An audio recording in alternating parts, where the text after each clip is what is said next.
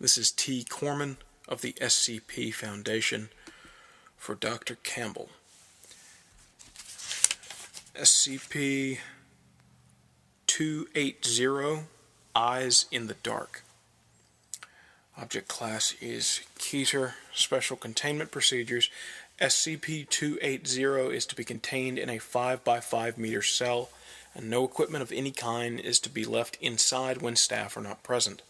Containment area is to be kept in total darkness at all times. Any items taken into the containment cell must be removed by staff at the end of testing, and any staff entering into containment must wear infrared goggles and be equipped with an infrared ID strobe and a strong flashlight. In the event of an SCP-280 attack, all staff are to power on their flashlights and illuminate the subject under attack. No aggressive action is to be taken against SCP-280, and staff are to keep 1 meter from SCP-280 at all times. Staff should continue to illuminate SCP-280 until it retreats to a sufficient distance to allow the recovery and extraction of the subject of the attack. Description: SCP-280 is a black human-shaped mass with 2 large white eyes on the head and 2 hands with very long and thin fingers. No feet or legs are visible, as the lower portion of the body appears to fade away several centimeters from the ground. SCP-280 appears to be wholly comprised of matter that can gain or lose corporeal form. This matter is very black, with only the eyes showing any other color, and when changing to non-corporeal form, looks much like smoke. The eyes are non-functioning and appear only when SCP-280 is retreating, appearing to be used like eye spots on some insects. SCP-280 is very strong and has been observed pulling apart steel with its hands, showing no sign of stress. SCP-280 moves with a gliding motion with its hands extended, describing it as a sleepwalker pose by observers. SCP-280 will move slowly toward any human beings and attempt to attack them. SCP-280 appears to sense human life. No limit has been yet found on this ability. SCP-280 will approach to within 14 centimeters of a subject, then use its hands to pull and tear at the subject, causing massive physical trauma. The attack can last between 1 and 5 minutes, and will continue until the death of the subject, at which point SCP-280 will expose its eyes, lose corporeal form, and move to the next human. If no humans are present, SCP-280 will move and ball up against a wall or other structure until a human being is again present.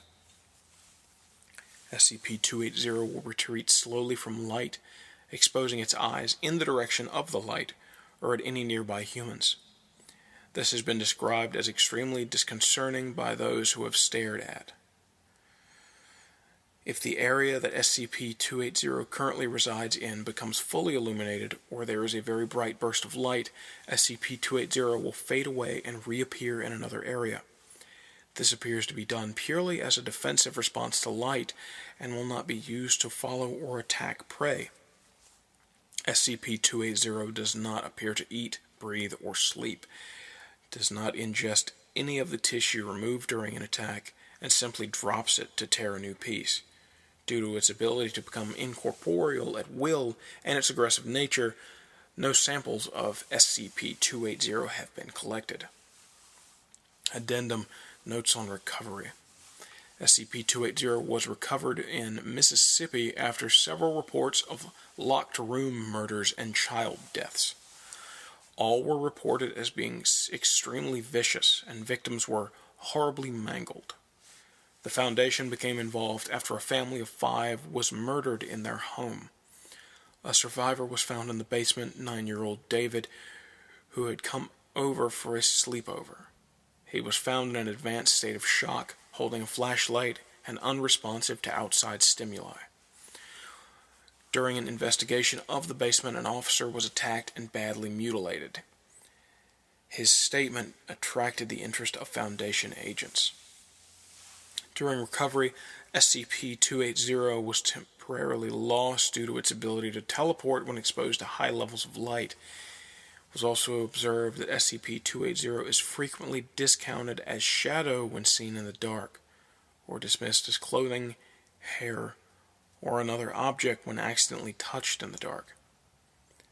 When tracking a subject, SCP-280 will remain incorporeal until the moment of attack, causing some to walk very close to or through SCP-280.